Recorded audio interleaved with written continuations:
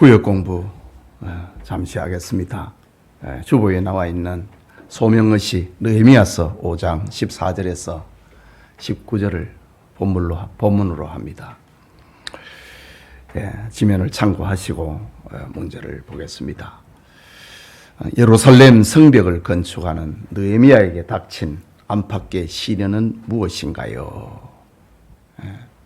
안팎의 시련이라고 했습니다. 먼저 밖의 시련은 산발락과 도비야 일당의 방해, 안의 시험은 귀족들의 탐욕과 가난한 백성들의 원망. 원망은 그야말로 시련입니다. 원망은 공동체를 하나 되지 못하도록 파괴하는 거거든요.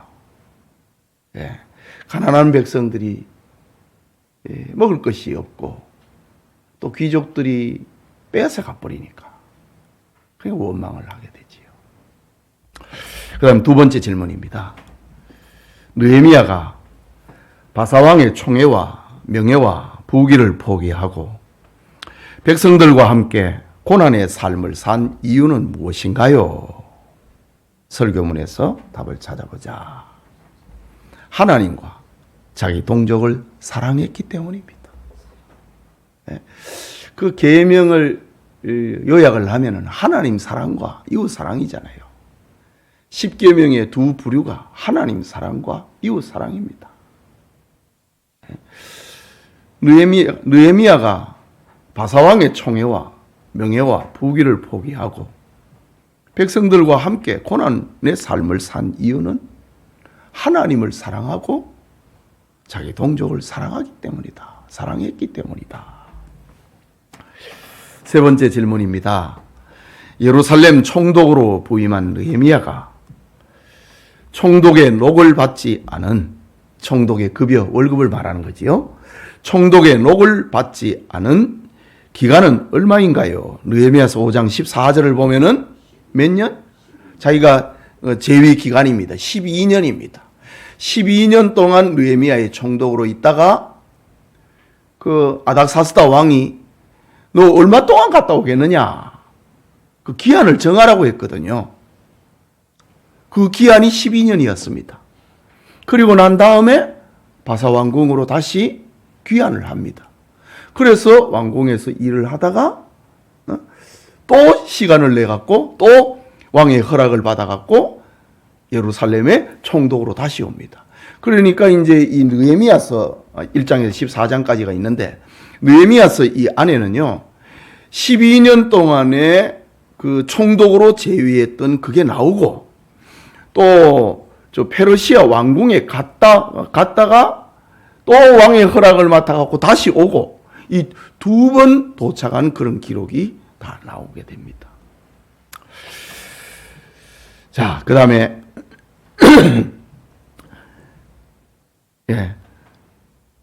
5번이지요. 4번. 느헤미야가 총독의 녹을 받지 않고 백성들의 재산을 빼앗거나 압제하지 않은 이유는 무엇인가요? 급여도 안 받으면서 월급도 안 받으면서 백성들의 것을 빼앗지도 않았던, 압제하지도 않았던 이유가 무엇인가요?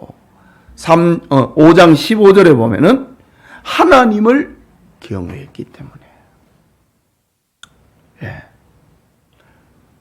참 신자의 어떤 이 느헤미야 이런 모습은 이 땅에 살아가고 있는 그 성도들, 그 사업을 하고 직장 생활을 하는 어떻게 표현을 할까요? 평신도들의 어떤 표상과 같은 사람입니다. 엄밀히 얘기하면 느헤미야는 목사가 아니거든요. 느헤미야는 선지자가 아닙니다. 총독입니다. 그리고 느헤미야가 우리 느헤미야서에 쭉 보면은 느헤미야가 그 성벽을 다 건축을 하고 그 다음에는 이제 그 집회를 하거든요. 부흥회를 하거든요. 부흥회를 하는데 이제 선지자를 데려가지고 집회를 한다고. 그리고 이제 집회를 할 수 있는 울타리가 돼주는 거지요. 그러니까 이 느헤미야 같은 경우는 어떤 장로님들이나 또 일반 어떤 교인들의 평신도들의 교회 봉사와 섬김, 그런 표상입니다. 예. 이제 느헤미야서 같은 경우는 정말 우리가 이제 어떤 국회 조창기도회라든가 이런 또 어떤 그 기독 실업인회라든가 이런 데에서 느헤미야는 강해가 필요한 거예요. 그야말로 앞장서 가지고 성을 쌓고 다 안정을 행정적으로 안정을 다 취하고 난 다음에 선지자를 모셔가지고 부흥의 집회를 하게 하는 것. 그 평신도들의 교회 봉사의 어떤 표본과 같은 그런 사람입니다. 자, 하나님을 믿기 때문에 그 어려운 그 형편에서 총독의 녹을 받지 않았고, 그러니까 자기가 지금까지 벌어놨던 거 주를 위해서 다 쓰는 거지요. 참 이때를 위해서 느헤미야는 그 페르시아 제국에서 왕의 인정을 받았고 또 재물을 모았지요. 참 멋진 그런 어떤 직업관의 이야기라고도 할 수 있습니다. 자, 5번입니다. 하나님의 형상으로 지음받은 사람의 본성은 사랑하는 사람을 닮고 싶은 것인데 성도는 누구를 닮고 싶을까요? 하나님. 에레미야서 레위기 11장 45절에 내가 거룩하니 너희도 거룩하라. 하나님께서 나를 닮으라고 했습니다. 에베소서 5장 1절에는 바울이 에베소 교인들에 편조하기를 우리가 하나님을 닮아가야 된다. 우리가 하나님을 사랑하면은 하나님을 닮아간다. 느헤미야가 하나님을 사랑하기 때문에 나는 하나님을 경외하기 때문에 백성들을 압제할 수가 없었다. 내가 월급을 못 받지만은 백성들을 압제할 수 없었다. 하나님을 닮아가기 때문입니다. 6번의 질문입니다. 예루살렘 성벽을 쌓는 노동자들을 보면서 느헤미야는 어떤 희생을 했나요? 총독입니다. 예. 느헤미야 5장 17절에서 18절에 보면은 성벽을 쌓는 수고하는 노동자들을 보면서 느헤미야는 어떤 희생을 했나요? 예. 제가 이제 원하는 답은 매일에 식사를 제공했다. 느헤미야가 할 수 있는 겁니다. 느헤미야가 뭐 이렇게 돌을 들고 짐을 나르고 그거는 뭐 인부들 중에 한 사람 분량밖에 못 하잖아요. 그러나 느헤미야는 그래도 하나님께서 느헤미야를 축복을 내가지고 돈을 벌었거든요. 페르시아 제국에 참 경호실장처럼 술 맡은 관원장이 됐거든. 음식 맡은 거. 고대 사회에서의 왕의 독사를 하는 거는 음식을 가지고 많이 하기 때문에 요즘 표현하면 경호실장과 같은 그런 지위입니다. 네. 그러니까 이제 자기가 할 수 있는 거는 최선을 다하는 거는 벽돌을 나르는 게 아니었다 이거죠. 총독으로서. 그 백성들이 일을 잘 할 수 있도록 격려를 하고 매일 식사를 제공을 했다. 그 식사 제공하는 그 분량이 성경에 나오잖아요. 엄청나지요. 예. 자, 7번입니다. 느헤미야는 자신의 희생에 사람들로부터 받는 명예나 찬사보다 무엇을 더 소망했나요? 5장 19절에 하나님의 기억하심과 은혜를 베푸심을 소망했다. 하나님이 나를 기억하시길, 하나님이 나를 기억하시면 족하다 이거지요. 그리고 또 하나님의 은혜를 사모했다. 지금 뭐 백성들로부터 받을 수 있는 건 없습니다. 물론 이제 뭐 참 훌륭하신 분이다, 명예 이거는 얻을 수 있습니다.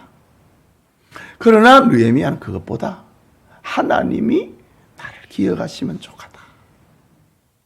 그리고 하나님이 은혜를 베푸시면은 나는 여기에서 월급 받고 뭐 이래이래 하는 것보다 하나님이 은혜를 베푸시면은 그거 넘어간다 이거죠. 너희는 먼저 그의 나라와 그의 의를 구하라. 그리하면 이 모든 것을 더하시리라. 그게 하나님의 은혜를 구하는 겁니다. 자, 8번입니다. 다음 빈칸을 채워보세요. 영국의 유명한 토마스 칼라일의 말입니다. 무엇을 다스릴 수 있는 사람이 100명쯤 된다면? 역경을 다스릴 수 있는 사람이 100명쯤 된다면 무엇을 다스릴 수 있는 사람은 한 명밖에 없다? 성공입니다. 성공을 다스릴 수 있는 사람은 한 명밖에 없다. 그 다스릴 수 있는 사람은 있습니다. 그만큼 희귀하다는 거지요. 그 다음에 그러나 이건 성경은 아닙니다. 수많은 경험을 했던 칼라일의 그런 명언입니다. 자, 느헤미야 5장 15절을 보면 빈 공란을 채워보자. 느헤미야 자신의 모습입니다. 나보다 먼저 있었던 총독들은 백성에게서 양식과 포도주와 또 은 40세겔을 그들에게서 빼앗았고 또한 그들의 종자들도 백성을 압제하였으나 나는 무엇함으로 이같이 행하지 아니하고 하나님을. 느헤미야 전에 있었던 총독들 90년입니다. 느헤미야는 3차 기한자였거든요. 90년 동안에 총독이 있었다고요. 그 전에 있었던 총독들은 자기 챙길 거 다 챙긴 겁니다. 희생이 필요한데 희생을 하지 않으니까 뭐 발전이 없는 거예요. 그런데 느헤미야는 희생하기 위해서 온 거지요. 나보다 먼저 있었던 총독들은 백성에게서 양식과 포도주와 또 은 40세겔을 그들에게서 빼앗았고 또한 그들의 종자들도 백성을 압제하였으나 나는 하나님을 경외함으로 이같이 행하지 아니하고 그럴 수 없었다라는 말입니다. 그 다음에 세 번째 질문입니다. 느헤미야 5장 19절 내 하나님이여 내가 이 백성을 위하여 행한 모든 일을 무엇하사? 기억하사 내게 무엇을 베푸시옵소서? 은혜를 베푸시옵소서. 느헤미야의 기도입니다. 희생하면서 하나님 앞에 기도하는 것. 하나님이 기억하시면 된다는 거죠. 그리고 내게 은혜를 베푸시옵소서. 네 번째 질문입니다. 마태복음 23장 11절에서 12절에 너희 중에 못하는 자는 너희를 섬기는 자가 되리라. 큰 자는 너희 중에 큰 자는 너희를 섬기는 자가 되어야 하리라. 참 느헤미야의 삶과 같지요. 누구든지 못하는 자는 낮아지고 자기를 높이는 자는 낮아지고 누구든지 자기를 못하는 자 낮추는 자는 높아지리라. 이게 그 신앙세계의 교회의 모습입니다. 참 세상하고는 다르지요. 세상에서 뭐 낮아지고 이러면 뭐 자기 자리 다 뺏깁니다. 물론 겸손이 미덕이지만은 세상에서 이러면 자기 자리 다 뺏겨버립니다. 그러나 교회에서는 이건 지금 하나님 나라의 원리거든요. 하나님 백성의 원리거든요. 너희 중에 큰 자는 너희를 섬기는 자가 되어야 하리라. 누구든지 자기를 높이는 자는 낮아지고 자기를 낮추는 자는 높아지리라. 참 우리가 섬기는 본을 보여야 되고 참 겸손한 삶을 살아야 됩니다. 어제 저녁에는 이제 이제 월요일 날은 총회를 마치고 이번엔 총회가 조금 길었습니다. 그리고 어제 저녁에는 교육자 수련대회 마감을 하고 또 총회에 운영위원들이 모여갖고 9시 반부터 12시까지 또 교단의 미래를 위해 가지고 토론을 하고 그래 합니다. 그 주제는 겸손이라는 거죠. 겸손. 겸손하지 않으면 안 된다 이거지요. 그 예수님 말씀 그대로입니다. 우리는 예수님의 말씀을 실천하면서 살아야 된다 이거지요. 참, 이 목사님들의 세계에도요, 자기를 높이는 사람은 자리 없습니다. 다 싫어합니다. 그래, 이제 이제 한 8명이 이렇게 운영위원들 8명이 모여갖고 토론을 하다가 마지막에 이제 제일 어린 그 전에 우리 교회에 한번 오셨던 이상 목사님이 이렇게 그래, 이상 목사님 그래 한마디 해봐. 젊은 사람들 한번 대변해갖고 한번 얘기를 한번 해봐. 그래 질문을 했습니다.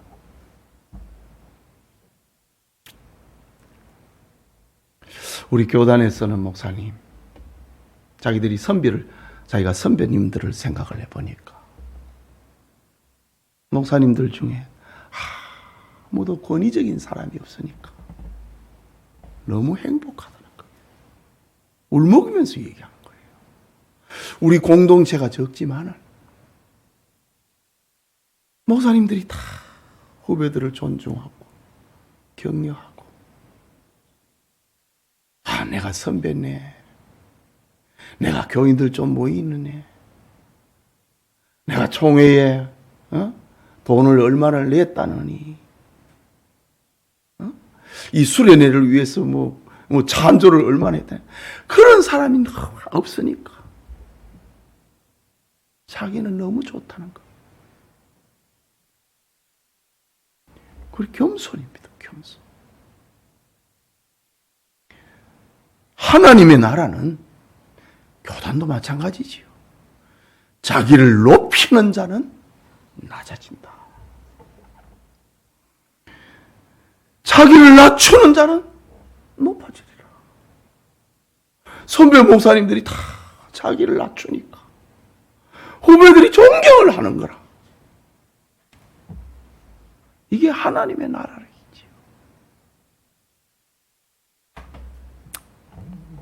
네, 5번째 질문입니다. 설교문에서 답을 찾는 건데, 교회는 예나 지금이나 하나님의 일을 빙자하여 무엇과 무엇을 먼저 생각하는 사람이 있습니다. 자기 이익과 자기 만족을 먼저 생각하는 사람이 있습니다. 반면에 느헤미야처럼 먼저 하나님의 나라를 생각하고 무엇하는 사람이 있습니다.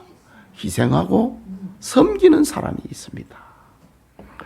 그것을 결정하는 기준은 하나님 앞에서 코람되어지요.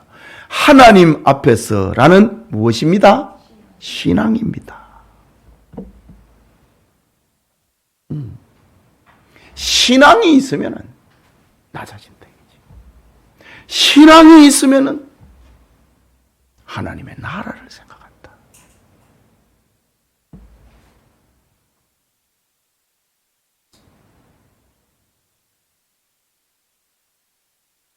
제가 오늘 오면서 참 수고했던 목사님의 식사를 사드리면서 이런 얘기를 했습니다. 기도하는 사람은 마음이 넓다. 기도하는 사람은 스케일이 크다. 기도하는 사람은 베푼다. 기도하는 스케일이 좁다. 기도하는 사람 마음이 넓을 수밖에 없습니다. 왜? 하나님의 창고가 있거든. 기도하는 사람은 늘 부유합니다.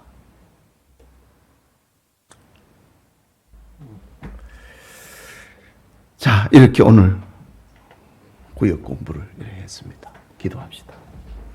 자비하신 하나님 아버지, 오늘 수요 예배를 마치고 구역장 성경 공부를 통해서 지난주에 받은 말씀을 다시 한번 정리를 하고 구역원들과 함께 나누기를 원합니다. 참, 느헤미야라고 하는 그 선지자를 본받는 이런 개념이 아니고 참 축복을 받은 성도, 축복을 받은 장로님, 집사님의 표상과 같은 느헤미야를 우리가 다시 한번 공부를 합니다. 우리 교우들에게 느헤미야와 같은 축복을 받은 믿음 있는 사람들이 많아지도록 하나님 도와주시옵소서. 구역 공부를 할 때도 주님이 역사하옵소서. 예수님 이름으로 기도합니다. 아멘.